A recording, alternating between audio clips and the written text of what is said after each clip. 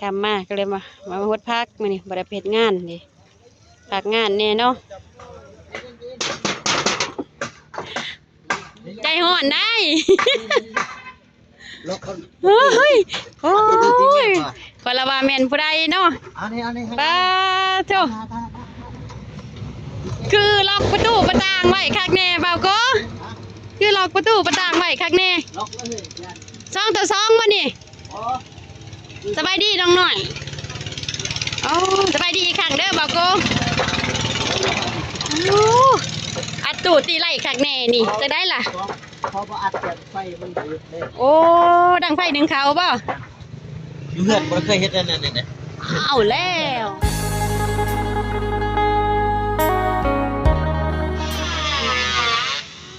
มื้อนี้ต่างกันกะย่ำกบใหม่เป็นปูพี่น้องเอ้ยย่ำสิปูเพื่อนให้เราหน่อยแล้วก็ปูที่ว่าทางเทิงกะเที่ยงพัดลังพี่น้องเอ้ยทางเทิงกะ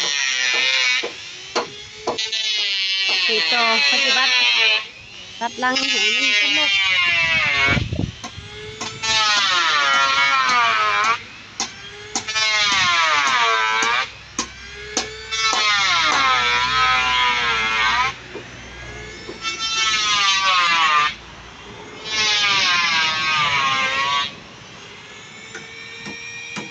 เป็นยังตัดลังคือว่าบุกส่งออกเนาะ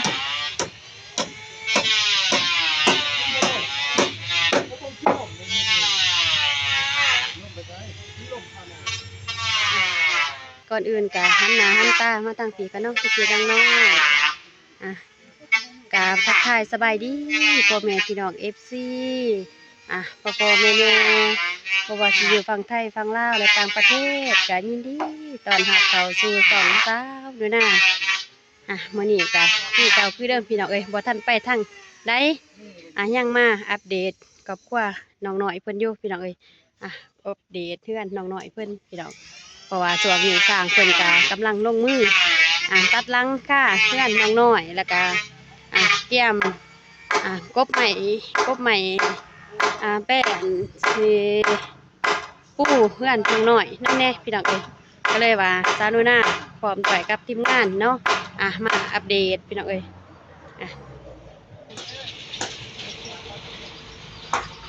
โอเคพี่น้องไปหาทางทีมงานเพิ่นก่อนแล้วนะให้ผู้ชายช่วยเนาะคือได้เนี่ยมาแล่นนั่นน่ะสบายดีน้องน้อยโดยโอ้สบายดีโดยไปก็ได้ดิไปใส่ไปใหม่บอกเขาโอ้ข้างมาข้าวไหวบ่โอ้ถือว่าโอเคเป็นครูเนาะทีมงานพี่น้องเอ้ย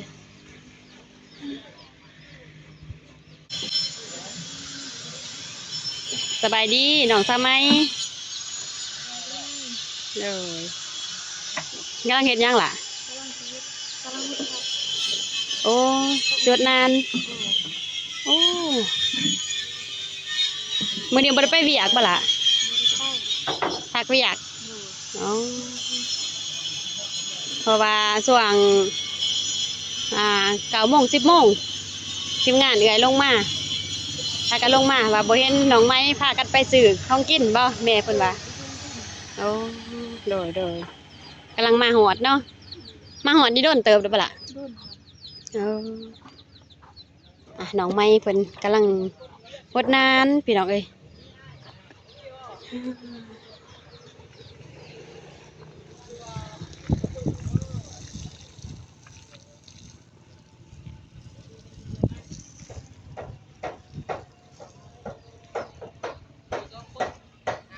งามนั่นล่ะพักเพราะว่ามักทางขางคือจะสั่นหันปลูกมักแตงได้หลายเด้อไป ปัดนั้นเอื้อยสิเอาในมักแตงมาให้มีแล้วบ่น้องมีแล้วบ่ในมักแตงยังบ่เออมื้อหน้าเอื้อยสิเอาในมักแตงมาให้เด้อให้ปลูกให้มันขึ้นตามอันนี้ตาข่ายนี่เลยแถวแคมในมักถั่วมักแตงหมอเลย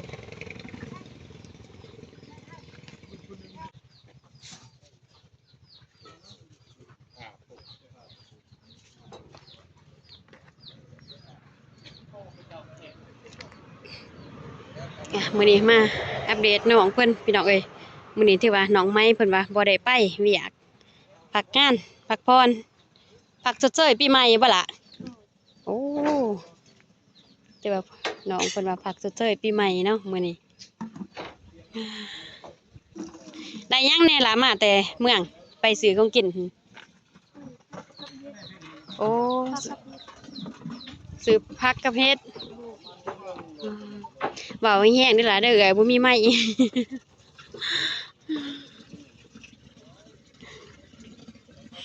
ไปกับพัดประกันน้องหน่อยบ่โอ้ไปซ่องเอ้ยน้องโดย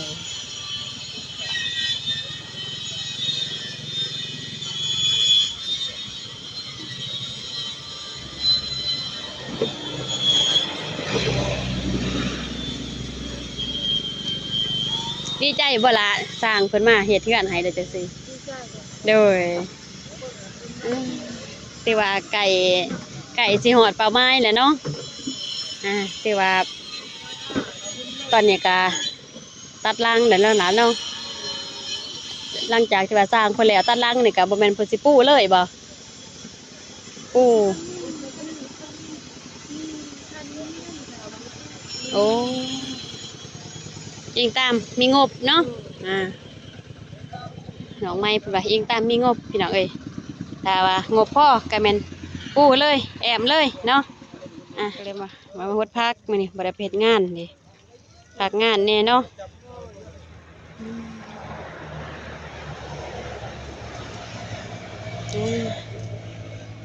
โอเคแล้วบ่ล่ะ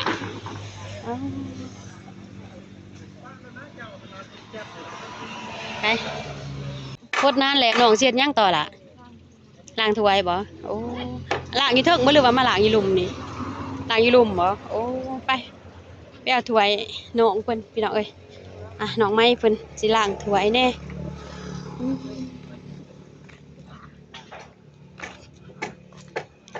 ไอ้จากได้เนาะคืออัดตูตีไหลเนาะคืออัดตูตีไหลเนาะน้องไม้เพิ่นว่าสิมาล้างถ้วยนี่เนาะบ่ได้เนาะอยู่ทางไหนเนาะคืออัดตูตีไหลนี่เนาะ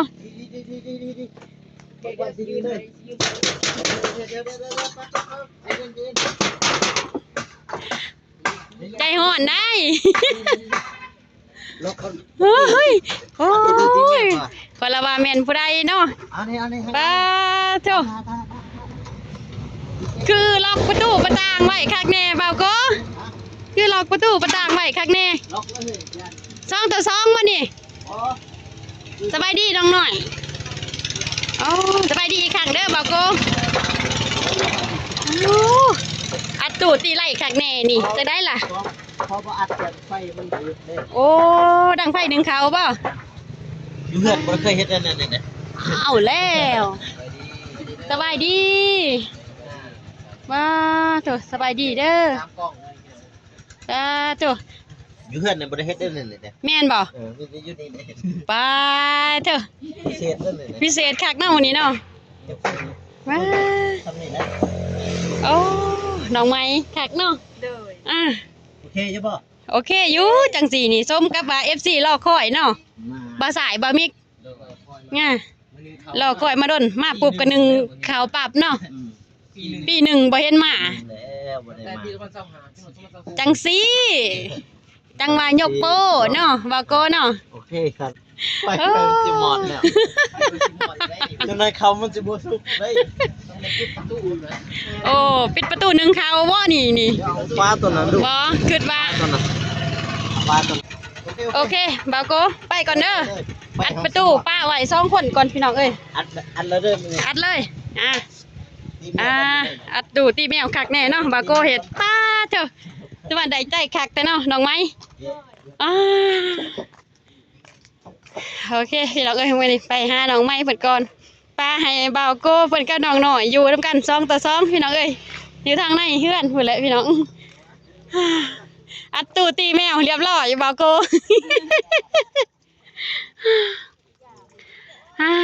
จังสี่จังว่าคักนะน้องไม้เนาะอ่า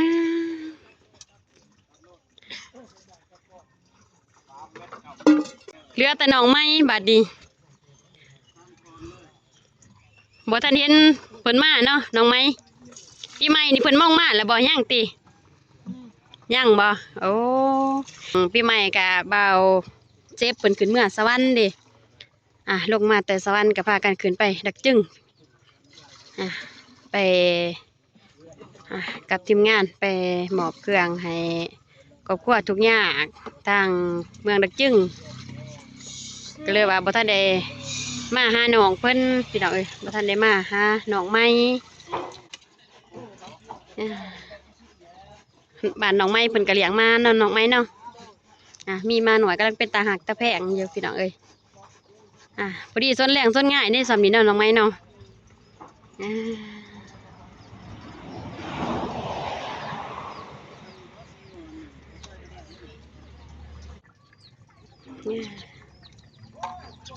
หนาวบ่หลายเดือนนี่ล่ะ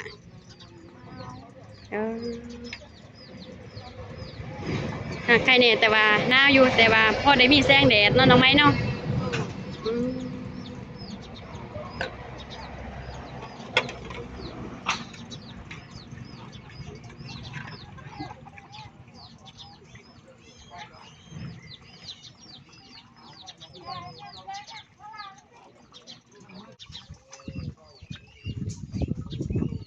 แต่ละเทื่อก็แน่นหนีบ่ละมาบางครั้งคันว่าบ่ได้ไปทางใดกะโอ้มาแต่เวียกะคันว่ามาท่านก็แม่นคันว่าบ่ได้ไปเวียกนั่นล่ะเนาะแม่นบ่ได้ไปเวียกก็แม่นเฮ็ดเวียกอยู่เฮือนพี่น้องเอ้ยล้างถ้วยล้างบ่วงตอนแรกนี่เสียนยังกินล่ะโอ้ต้มผักต้องไปซื้อยังสิเลี้ยงสร้างอยู่บ่ล่ะครับแรงโอ้เลี้ยงอีกเนาะมาตอนเพลนมีแต่พ่อแต่แม่น้องเพิ่นตำมะคุงให้สร้างตำมะคุงแล้วก็ป่นปลาดุก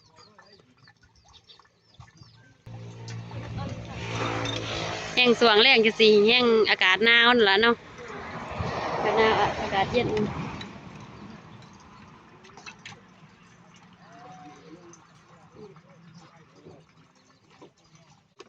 เครื่องเฮือนนี่ยังส่วนได้ล่ะบ่ทันได้พอบ่ทันได้มียังเป็นแอบบ่โอ้แล้วก็กับยังเนี่ยสังกะสีโอ้แต่ว่าบ่ทันได้มีเนาะส่วนนั้นแต่ตอนนี้น้องเฮ็ดไปตามงบก่อนเนาะตามที่ว่างบมีก่อนเพิ่นยังตัดลังตอนนี้แล้วก็แก้มปูพี่น้องเอ้ยแล้วก็ยังสลอเบิ่งอีตามงบ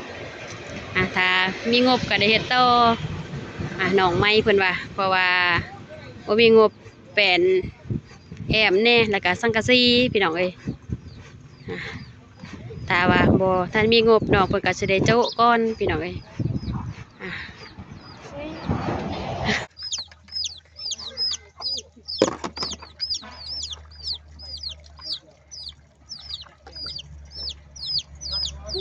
ไก่นี่ไก่น้องบ่นี่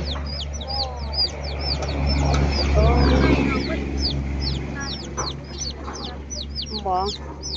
คิดว่าไก่น้องไหมกำลังเบาะใหม่ๆเด้อนี่น้องหอมเจ็บๆจับๆแค่นี้อยู่เนาะเสียดาย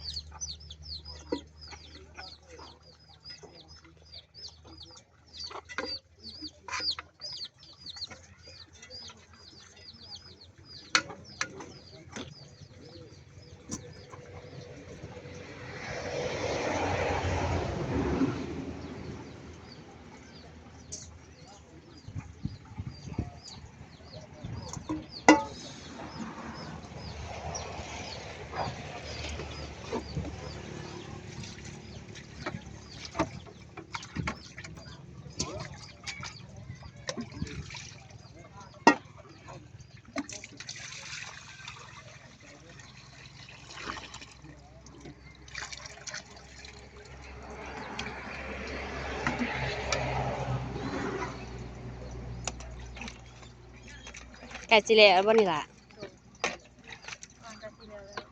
อืม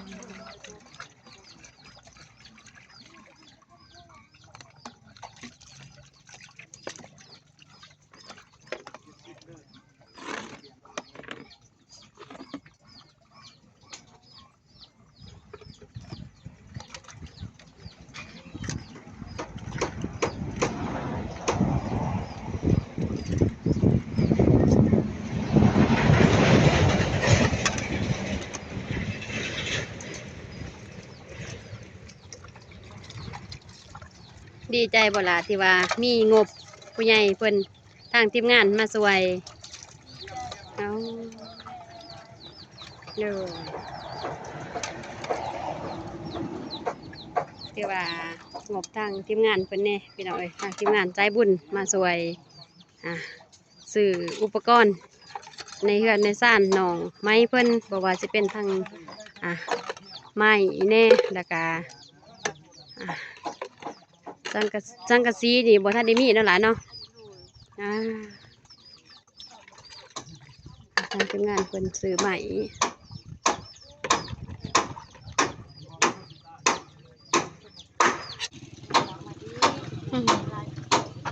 มันหอมเด้มันหอมกินอาหารสัตว์หน่อยหอมกินอาหาร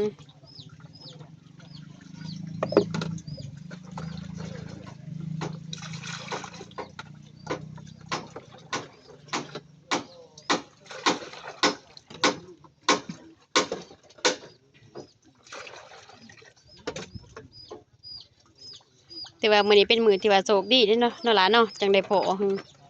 เป็นมื้อพักของน้องไม้เพิ่นแน่พี่น้องเอ้ยบ่แต่ละมื้อมากกะพอแต่น้องซาน้อยน้องซาน้อยเพิ่นรับแขกแต่งของกินของอยากให้สร้างเยือนกับแม่เพิ่นพี่น้องเอ้ยน้องไม้กะแต่ละมื้อก็ออกไปขายน้ำมันมามื้อนี้น้องเพิ่นถือมื้อพักแน่ถือว่าสำเร็จแล้วล่ะเนาะ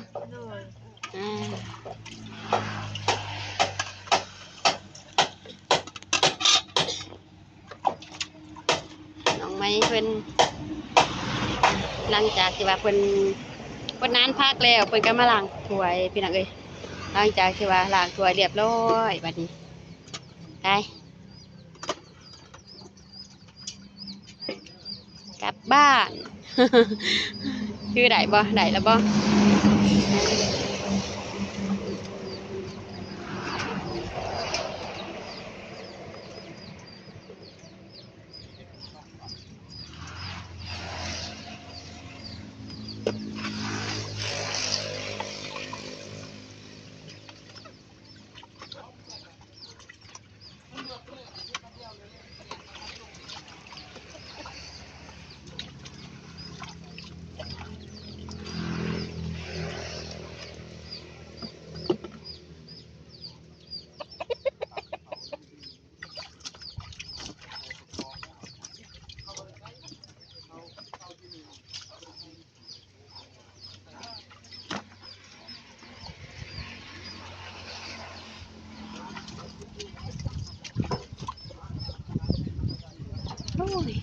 แห้งคำไม่ได้แห้งหนาวเขาเนาะแห้งเย็นลมเด้พี่น้องเอ้ยมีลมเนี่ยขาบแรงจังสิลมเริ่มทยอยมาดิจำสิหนาวนะน้องไหมไปมาดิมันมื่นเด้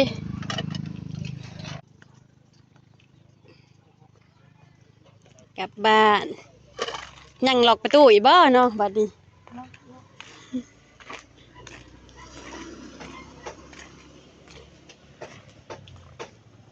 แฮม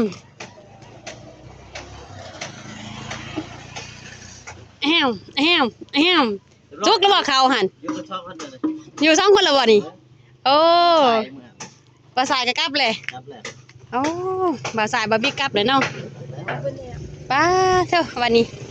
พี่น้องเอ้ยได้โอกาสสายลมหนาวก็แห้งมากพร้อมอีกบาทนี่ได้โอกาสตีแมวบัดนี้บ่าวโกไปไสบัดนี้ สิเมื่อแล้วบัดนี้ กลับมาได้บันนี้ได้ โอ้สบายดีโอ้เนาะ สิครับแล้วจ้ะ โอเควันนี้ หนาวแล้วจ้ะ อากาศเริ่มหนาวเนาะทางทีมงานสิได้กลับเป็นที่เรียบร้อยเนาะบัดนี้ แม่น เพิ่นเห็นมีเจื้องพุ่น แห่งใกล้อีเนาะ ใกล้แล้ว อ้าวโอเค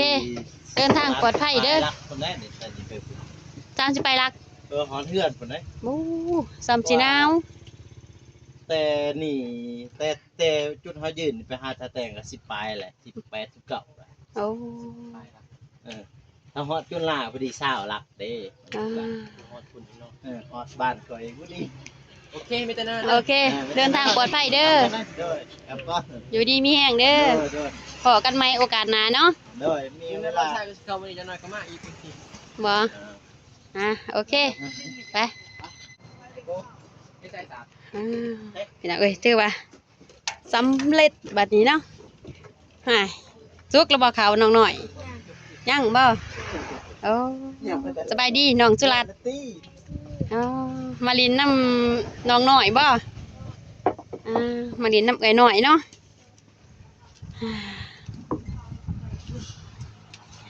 เฮ็ดจะได้บัดนี้ แล้วอยากเลยเฮ็ดหยังกินแล้วบัดนี้ล่ะยังสิเก็บผักอยู่บ่อ๋อโอ้หันบอกของกินไปซื้อมามื้อนี้ฮะเห็ดเค็มน้ำแน่เนาะโอ้ของหมักได้นี่ซาดูนาเองก็ยังหมักได้เห็ดเค็ม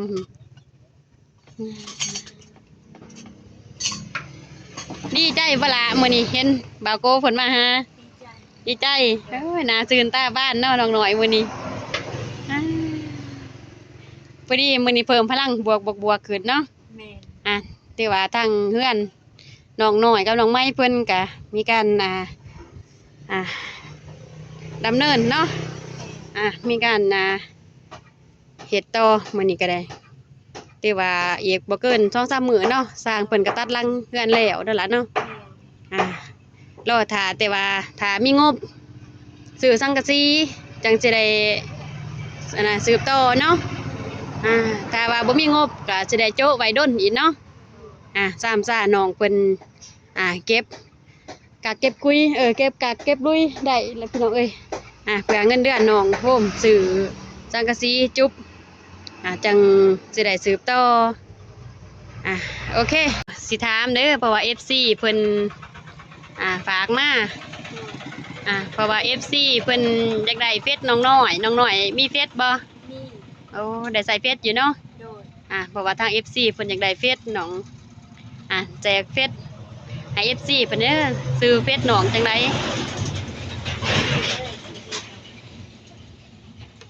โอ้บ่อยากแจ้งบ่ได้เนาะวันนี้ไม่มีค่าวันหน้ามาใหม่โอ้ถือว่าเฟซน้องน้อยบ่นี่โอ้โดยเพราะว่า FC เพิ่นขอมาล่ะFC เพิ่นว่าอยากได้เฟซน้องน้อยสานุนาไปขอมาให้เด้อเพิ่นว่ากราบขอบอกขอบใจเด้อหลายเด้อโอเคแต่ว่ามื้อนี้ใหญ่มากกะมีสะใภ้ก็คือนั่นละเพราะว่า FC เพิ่นอยากได้เฟซน้องเด้แต่งวดก่อนแล้วแต่ว่าเอื้อยก็บ่ได้ถามมางวดนี้ก็เลยว่ามาถามน้องน้อยเพิ่นนำหาตลอดอยู่เพิ่นว่าซ้ายเฟซน้องน้อยเพิ่นว่าคือบ่ทันเห็นเพิ่นว่า โอเคกราบขอบใจด้วยหลายเด้อน้องหน่อยกับน้องไม้มื้อนี้เอื้อยก็สิได้ขอโตวก็ด้วยหลายเด้อโอเคก่อนอื่นกราบขอบอกขอบใจเด้อพ่อๆแม่ลุงป้าเบิดสุขสู่คนเนาะน้องหน่อยน้องไม้แล้วก็น้องสุรัตน์พร้อมมื้อนี้หลานสุรัตน์มาพร้อมมีน้องมื้อนี้เนาะกราบขอบอกขอบใจพ่อแม่ FC เบิดสุขสู่คนเนาะที่เข้ามาติดตามน้องน้อยแล้วก็น้องไม้มาตลอดเนาะขอให้พ่อแม่ FC อ่ะจงมีสุขภาพเข้มแข็ง จงมีสุขภาพแข็งแรง แข็งแห้ง แข็งแรง มีอายุมันควรยืน มีอายุมันควรยืน ธุรกิจการเงินการงาน ธุรกิจการเงินการงาน ก็ขอให้เฮงๆปัง ก็ขอให้เฮงๆปัง ๆเบิดสุขุสุขคนเด้ ๆ อ เบิดสุขสุขคนเด้อ โอเคพี่น้องเอ้ยคลิปนี้สาวนุนากะพร้อมทีมงานน้องน้อยน้องไม้แล้วก็ร้านสุรัตน์ขอตัวไปก่อนเด้อไปปีน้องๆกับกล่าวคำว่าสบายดี สบายดี บ๊ายบาย บาย